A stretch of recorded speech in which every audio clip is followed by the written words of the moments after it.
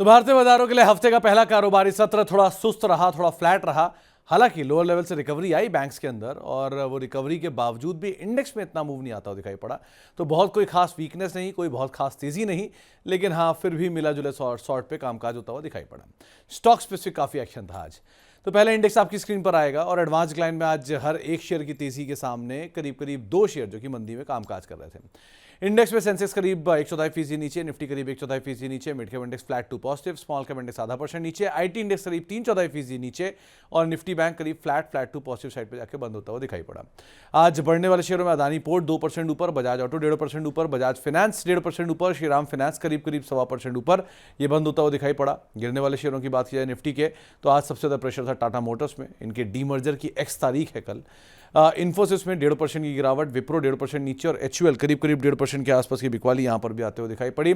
Mid cap के बढ़ने वाले शेयरों में एल&टी फाइनेंस 4.5% ऊपर, बीएससी 4.5% ऊपर, मोतीलाल ओसवाल 4% ऊपर, टोरेंट पावर 0.25% ऊपर। और मिड कैप के गिरने वाले शेयरों की बात की तो टाटा कम्युनिकेशन 4.5% नीचे, आइडिया 4% नीचे, वोल्टास 2.5% नीचे और ब्लू स्टार करीब 2.5% बिकवाली यहां पर भी आते हुए दिखाई पड़ी। स्मॉल कैप में केफिन टेक 7% ऊपर, एचबीएल इंजन 4.5% ऊपर, डॉक्टर लाल 0.25% ऊपर और एमसीएक्स करीब 3% की बढ़त यहां पर आते हुए दिखाई पड़ी। गिरने वाले शेयरों में बीएलएस इंटरनेशनल आज न्यूज फ्लोज के बीच में 12% नीचे, रिलायंस पावर 5% नीचे, रेडिंगटन 4% नीचे और केन्स टेक करीब 3.5% नीचे ये भी रहा। इसके अलावा आज एफ&ओ के टॉप गेनर में केफिन टेक 7% ऊपर, एल&टी फाइनेंस 4.5% ऊपर, बीएससी 4.5% ऊपर और टोरेंट पावर करीब 3.5% ऊपर ये बंद हुआ। एफ&ओ गिरने वाले शेयरों में वोडाफोन आइडिया 4% नीचे, केन्स टेक 3.5% नीचे, डी मार्ट 3% नीचे और सिंजिन करीब 0.3% बिकवाली यहां पर भी आते हुए दिखाई पड़ी।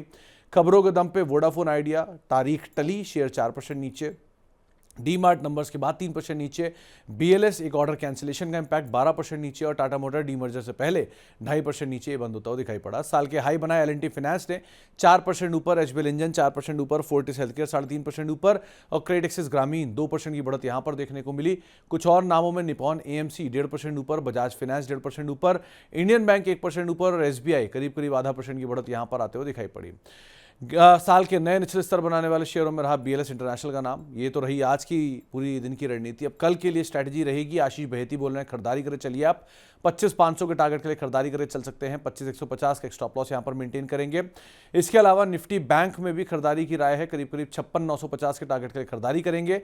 56,400 का एक स्टॉप लॉस मेंटेन करके चलने की राय दी जा रही है, ऐसा आशीष बहेती मानते हैं।